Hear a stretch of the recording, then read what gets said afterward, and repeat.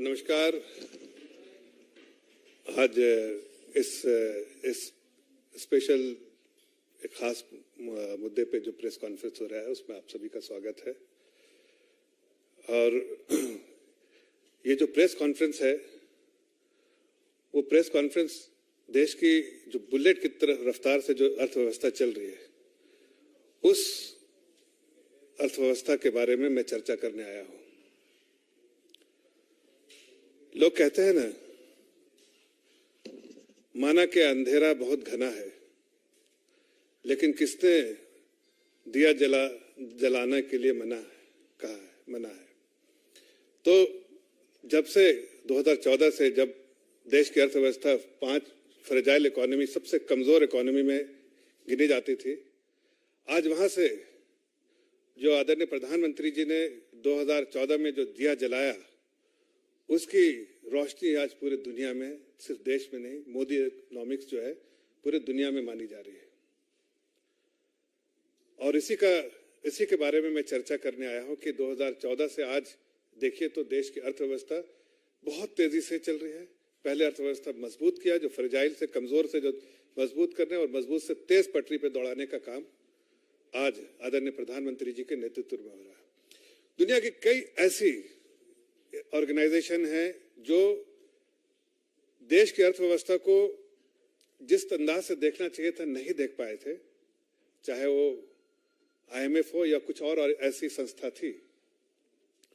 लेकिन जो देश में जो इकोनॉमी जिस तरह से बढ़ रही थी, देश के फोरकास्ट, जो देश की जो संस्था, देश के अंदर में रहने वाली संस्था थी, उन संस्थाओं ने देश की इकोनॉमी को बिल्कुल सही से प्रोजेक्ट किया था कि देश की अर्थव्यवस्था एक सर्टेन % जो रियल GDP ग्रोथ है 6.4, 6.5, 6.3 के आसपास जो है रहेगी, जो फाइनेंशियल ईयर 2024 के लिए। लेकिन IMF जैसी बड़ी संस्था जिनको इकोनॉमी की पकड़ है, उन्होंने देश की अर्थव्यवस्था को 6.1 पे प्रोजेक्टेड जो GDP ग्रोथ है वो 6.1 किया था। लेकिन आज मैं आपको गर्व से कह सकता हूं और बड़ी खुशी के साथ शेयर कर सकता हूं कि जिस तरह से मोदी जी ने पूरी जो इकोनॉमिक पॉलिसी रखी, जिसको मैं मोदी इकोनॉमिक्स के तौर पे कह रहा हूं, जो उन्होंने पॉलिसी रिफॉर्म्स किया, जो स्ट्रक्चरल रिफॉर्म्स किया, या फिर जो पॉलिसी इनिशिएटिव लिए, या फिर जो देश को आत्मनिर्भर बनाने का जो काम किया, उससे आज देश की अर्थव्यवस्था तेज है और लोगों को ये दिख रहा है कि देश की अर्थव्यवस्था मजबूत हुई।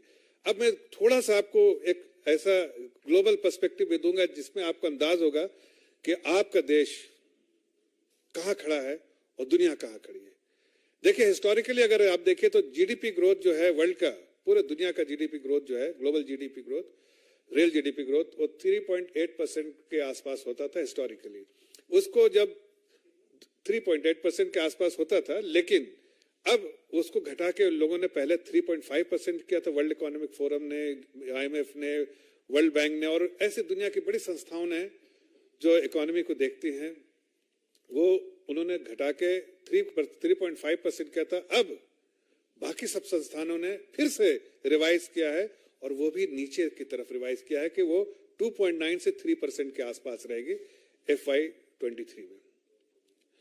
ऐसे में अगर वही संस्था जब आपके देश की इकोनॉमी के फोरकास्ट को, GDP ग्रोथ को अगर आगे बढ़ाती है और इंप्रूव करती है बैक टू बैक 2 बार, तो उससे समझ में आता है कि देश की अर्थव्यवस्था को जो देखते हैं, जो मापते हैं, जो समझते हैं और जो संस्था जो ट्रैक करती है, उन्होंने इस बात को मान लिया और तस्लीम कर लिया है कि भारत की अर्थव्यवस्था तेजी से दौड़ रही है, बहुत मजबूत स्थिति में। अब इसका कारण क्या है, यह भी जानना जरूरी है कि मैं बहुत संक्षेप में सब बातें कहूंगा कि यह भी जानना जरूरी है कि भारत की अर्थव्यवस्था क्यों तेज है, क्यों अच्छी है और क्यों अच्छी हो रही है और दुनिया के परिप्रेक्ष्य में सबसे अच्छी, सबसे तेज इकोनॉमी है। आज जो IMF ने फोरकास्ट किया है 6.3% और अगले साल के लिए भी 6.3% जो फोरकास्ट है, कई और संस्थाओं का 6.4 भी है। इसलिए उससे अगर देखिए तो ये दुनिया की सबसे तेज रफ्तार इकोनॉमी है, सबसे तेजी से। It is the fastest growing economy in the world. अगर आप G20 के परिप्रेक्ष्य में देखिए तो G20 की इकोनॉमी जो ऑलमोस्ट 85% जो है जिसका वर्ल्ड में जीडीपी ग्रोथ कंट्रीब्यूशन होता है, वो इकोनॉमी भी G20 इकोनॉमी जो नीचे जा रही है, लेकिन भारत आगे जा रहा है। इसका कारण यह है कि पॉलिसी, जैसा मैंने कहा, पॉलिसी डिसीजन और रूरल कंजम्पशन, खासकर इस बार जो है जो कंजम्पशन जो है, रूरल कंजम्पशन डिमांड वो बढ़ रहा है। जो मैक्रो मैनेजमेंट है, बार बार मैंने जिक्र किया कि पॉलिसी डिसीजन, जो मैक्रो मैनेजमेंट है आदरणीय प्रधानमंत्री जी का, जो देश की अर्थव्यवस्था को कैसे सही पटरी पर रखे और तेज मजबूती से दौड़ाए, उसके लिए मैक्रो मैनेजमेंट जो है बहुत अच्छा है। दुनिया ने इस बात को सराहा है। अब दुनिया भी इस बात को मानने लगी है कि भारत में जो लीडरशिप है वो न सिर्फ इकोनॉमी को समझती है, बल्कि इकोनॉमी को पूरे दुनिया के लिए एक टेम्पलेट बनाकर पेश कर रही है कि अगर ऐसे बुरे हालात में, जब कोविड जैसे हो, यूक्रेन वार हो, और अभी और भी कई दुनिया ग्लोबल ऐसी परेशानियां हो, उसके बावजूद अर्थव्यवस्था जो है मजबूत हो। तो सब कारण इसका है कि रूरल कंजम्पशन बढ़ रहा है, अर्बन जो इकोनॉमी बहुत अच्छी है, रूरल इकोनॉमी तेजी से बढ़ रही है, और ये संकेत देती है कि फार्मर्स अच्छे पोजीशन में है। जो डिमांड है उसके संकेत कैसे आते हैं, अगर जो आप हाई फ्रीक्वेंसी डेटा देखिए, हाई फ्रीक्वेंसी डेटा आपको इस बात को बताते हैं कि इकोनॉमी किस डायरेक्शन में चल रही है। मैं 4-5 आंकड़े सिर्फ दूंगा, आप देखिए। अगर सबसे पहले देखिए कि टू व्हीलर डिमांड, अगर टू व्हीलर डिमांड बढ़ रहा है तेजी से, तो जाहिर है कि रूरल इकोनॉमी बढ़ रही है, रूरल कंजम्पशन डिमांड बढ़ रहा है, और कंजम्पशन लेड इकोनॉमी है, तो जाहिर है उसका असर जो है आपको पीएमआई पे पड़ेगा, चाहे मैन्युफैक्चरिंग और सर्विसेज है।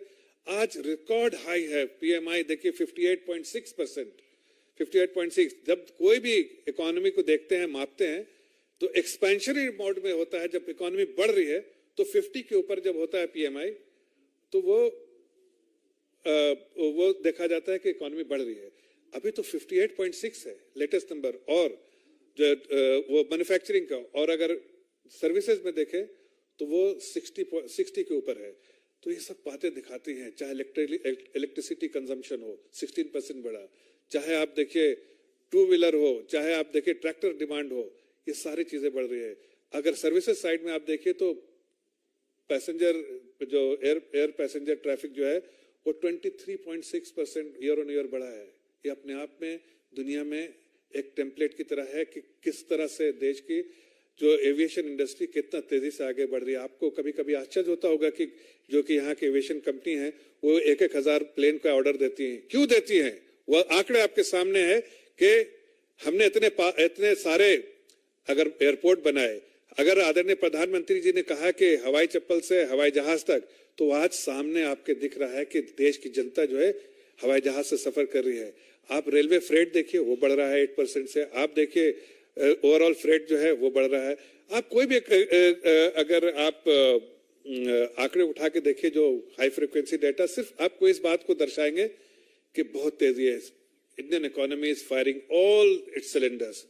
Economy is not only on the right track, but it is growing very fast. And all the economic parameters, whether it's macro, micro, everything is looking very, very positive. It was in very bad shape in 2013. It was one of the five fragile economy, but today it is not only the fastest growing economy, but it is the most robust economy in the world. और इसके लिए मैं जब कहता हूं कि दुनिया की सबसे रोबस्ट इकोनॉमी है, तो क्यों कहता हूं? आज इंक्रीमेंटली देखिए कि अगर दुनिया में ग्रोथ है, जो जीडीपी ग्रोथ, जो रियल जीडीपी ग्रोथ दुनिया में, हर पूरे ग्लोबल जीडीपी ग्रोथ जो आपकी जिसका जिक्र किया मैंने कि 3% या 2.9% होगा, उसका 20% कंट्रीब्यूशन जो है भारत देश से आता है। मतलब 1/5 कंट्रीब्यूशन दुनिया में वो भारत से आता है। अगर 140 करोड़ की जनता एक कदम बढ़ाती है तो आप समझ सकते हैं कि दुनिया की इकोनॉमी उसी रफ्तार से बढ़ने लगती है। जो ग्लोबल इकोनॉमी में हमारा कंट्रीब्यूशन बढ़ता है। 20% कंट्रीब्यूशन दुनिया की जो इंक्रीमेंटल जो जीडीपी ग्रोथ है उसमें भारतवर्ष से आता है। ये अपने आप में एक बहुत बड़ा कीर्तिमान है, बहुत अच्छा। आप बाकी सारे आंकड़े देखिए, आप देखिए टैक्स कलेक्शन देखिए, टैक्स कलेक्शन अपने आप में, जीएसटी कलेक्शन देखिए, आप 10.8% ईयर ऑन ईयर कलेक्शन बढ़ रहा है। ये क्या बताते हैं? ये बताते हैं कि इकोनॉमिक एक्टिविटीज है, और इकोनॉमिक एक्टिविटीज में टैक्स कलेक्शन जो है वो 21% से बढ़ रहा है। ये सब बताते हैं कि इकोनॉमिक एक्टिविटीज है। और जो है उसके इस वजह से टैक्स कलेक्शन भी बढ़ रहे हैं। और जब रूरल कंजम्पशन बढ़ता है, रूरल डिमांड बढ़ता है, तो उससे समझ में आता है कि जो डिमांड बढ़ना मतलब डिस्पोजेबल इनकम गांव में बहुत है। अब पैसा लोगों के हाथ में है और जो गैप्स थे उसको भी आदरणीय प्रधानमंत्री जी ने एड्रेस किया है, चाहे वो मनरेगा से रिलेटेड हो, चाहे फार्मर्स के इश्यूज से रिलेटेड हो, हर गैप्स को एड्रेस किया। इसलिए आज मैं कह सकता हूं बिल्कुल साफ लफ्जों में कि आज हमारे किसान भाई बहुत मजबूत हैं। आज हमारे गांव में रहने वाले लोग बहुत अच्छा फील कर रहे हैं, इसलिए कि 24 घंटे इलेक्ट्रिसिटी आ रही है, पानी का कनेक्शन आ रहा है और उनकी जो भी और सुविधाएं जो चाहिए थी वो सब मिल रही हैं। और मनरेगा के लिए भी अगर किसी को जॉब की जरूरत होगी तो वो भी मनरेगा के लिए भी एलोकेशन जो है सरकार ने कर रखा है। अब लोगों के बारे में कई बार ऐसा होता है कि कुछ ऐसी पार्टियां हैं जो बार बार गलतफहमी के शिकार होकर लोगों को गुमराह करने जाती हैं, देश की अर्थव्यवस्था को। उनके मुंह पे तो बिल्कुल बार बार तमाचा पड़ रहा है, इसलिए कि ग्लोबल इकोनॉमी के परिप्रेक्ष्य में देखिए, इंडियन इकोनॉमी के परिप्रेक्ष्य में देखिए और दुनिया की रिपोर्ट देखिए। देश की रिपोर्ट नहीं, दुनिया की संस्थाएं जो रिपोर्ट दे रही हैं उनको देखने के बाद समझ में आता है कि सब लोग जो है मिसलीड करना चाहते हैं। हकीकत तो यह है कि जो दुनिया में जो महंगाई दर है वो बहुत हाई था, देश में भी महंगाई दर थोड़ी देर के लिए बढ़ा था, लेकिन अब जो है वो कम होता जा रहा है। डायरेक्शन बिल्कुल साफ है, 7.4 से अभी 6.8 और जो पूरे साल का जो है वो 5.6 5.7 के आसपास रहेगा। कोर इन्फ्लेशन जो देखते हैं कि माइनस जो फ्यूल और ये फूड, वो दोनों का अगर निकाल देते हैं तो हम देखते हैं कि 4.9% का ये बहुत स्टेबल है। जो खाने पीने की चीजें जो है बढ़ गई थी, दाम बढ़ा था, टोमेटो का प्राइस बहुत बढ़ा था, उसकी वजह से 1 परसेंटेज पॉइंट 1.4 परसेंटेज पॉइंट जो है इन्फ्लेशन बढ़ा था। लेकिन अब टोमेटो के प्राइस घट रहे हैं, अनियन और प्याज के थोड़ा सा मार्जिनली बढ़े हैं, इसलिए वो भी जैसे नए फसल आएगी वो भी नीचे होगा। और इन्फ्लेशन ओवरऑल जो है डायरेक्शन साफ है कि महंगाई दर घटती जाएगी और देश की जनता जो है और इस स्थिति में होगी कि वो ज्यादा से ज्यादा कंज्यूम करते, कंजम्पशन उनका बढ़ेगा और डिमांड बढ़ेगा और आगे आने दिनों में जीडीपी ग्रोथ भी बढ़ेगा। अगर आप खुशहाली के देखिए तो देखिए देश में खुशहाली की लहर है, खास कर पर कैपिटा इनकम भी बढ़ा है, साथ साथ जो एक आम नागरिक को जो सुविधाएं मिलनी चाहिए वो भी बढ़ा है और देश की अर्थव्यवस्था भी बढ़ी है, लेकिन कहीं किसी तरह का कॉम्प्रोमाइज नहीं किया गया है। इसलिए आज मैं आप लोगों के सामने इस खास विशेष जो IMF की रिपोर्ट आई थी उसको बेस बना के मैं आपको इंडियन इकोनॉमी जिस तरह से आदरणीय प्रधानमंत्री जी के नेतृत्व में जो पिछले 9 साल में 9.5 साल में मैनेज किया गया है, चाहे मैक्रो हो, सब तरह से जिस तरह से मैनेज किया गया, पॉलिसी लेवल डिसीजन जो है वो सब इस बात को दर्शाते हैं कि बहुत अच्छी और मजबूत स्थिति में देश की अर्थव्यवस्था है।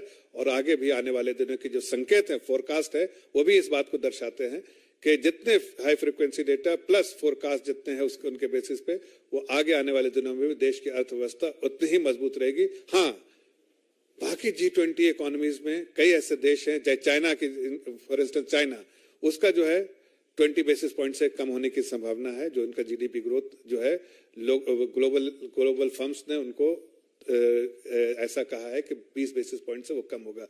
तो मैं सिर्फ आपके सामने इस स्पेसिफिक इशू में जो देश की अर्थव्यवस्था के बारे में जो बुलेट की रफ्तार से चल रही है आपके सामने रखना चाहता था। और जो आदरणीय प्रधानमंत्री जी ने जो दिया जलाया है और अंधकार से हटाया है और देश को आगे बढ़ाने का काम किया है, उसके आंकड़े कुछ आपके सामने पेश करना चाहता था। इस विषय में अगर कोई और आपका सवाल हो तो मैं जवाब देना चाहता हूँ।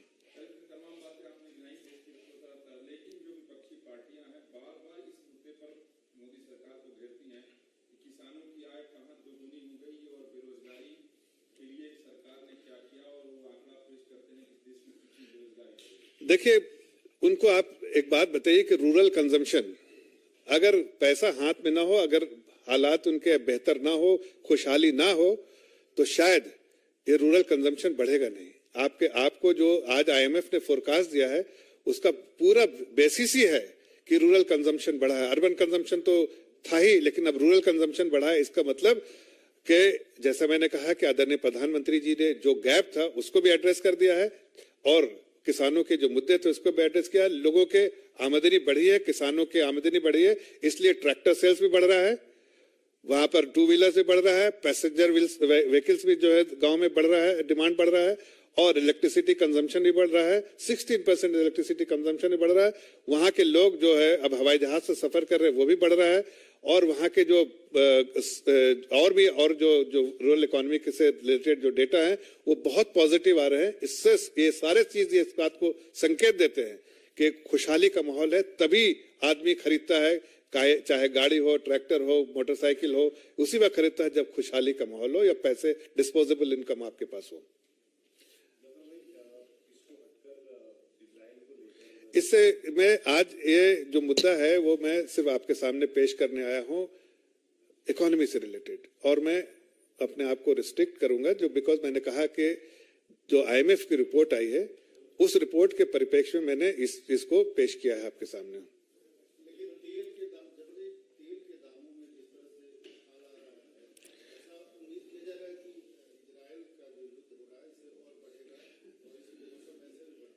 नहीं, शायद आपको पूरी तफसील में दे सकता हूं इसके बारे में, लेकिन जो फोरकास्ट है अभी, इसके बावजूद कि यहाँ पर जो ग्लोबल इवेंट्स है, जो भी सिचुएशन जो है, उसके बावजूद जो आगे के फोरकास्ट से, खास के ओपेक कंट्रीज पर्टिकुलरली सऊदी अरब का जो इंडिकेशन है उससे है कि तेल के दाम और ज्यादा घटेंगे आगे आने वाले दिनों में, 70 के लेवल पे आएगा। आप ये फोरकास्ट है, ग्लोबल जो ट्रैक करते हैं ऑयल के प्राइसेस को, उनके जो फोरकास्ट है, उनकी जो अंडरस्टैंडिंग है कि Saudi Arab for his own interest जो ऑयल प्राइसेस को नीचे लेके आएगा, और इसका $70 अगर आ जाए तो भी हम आश्चर्य नहीं होंगे। तो उस पे कोई ज्यादा नहीं, बल्कि मैं आपको ये कहना चाहता हूं जो हमने फोरकास्ट किया है इन्फ्लेशन का, हो सकता है और इन्फ्लेशन कम हो जाए अगर वैसा इवेंट जो है जो ग्लोबल कम्युनिटी एक्सपेक्ट कर रही है सऊदी अरब से, अगर ऐसा हो तो शायद और तेल के दाम घटेंगे और उसका बेनिफिट्स इन्फ्लेशन पे, ग्लोबल एंड लोकल इन्फ्लेशन पे भी होगा।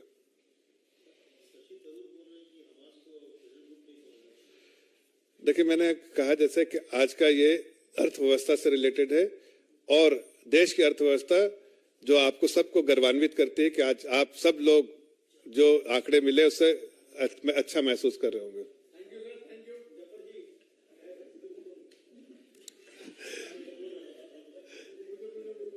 अच्छा, आइए।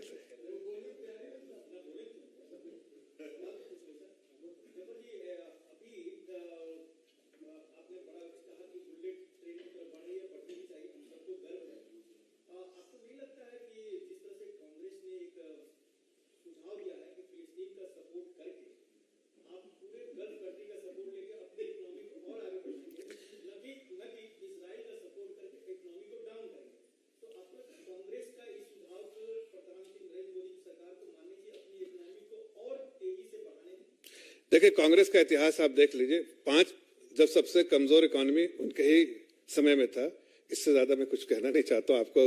आप समझदार है, समझ सकते हैं कि फ्रेजाइल इकोनॉमी उन्हीं के समय था। आप देश की अर्थव्यवस्था को फ्रेजाइल तो नहीं चाहते हैं, मजबूत इकोनॉमी, दुनिया की सबसे फास्टेस्ट ग्रोइंग इकोनॉमी।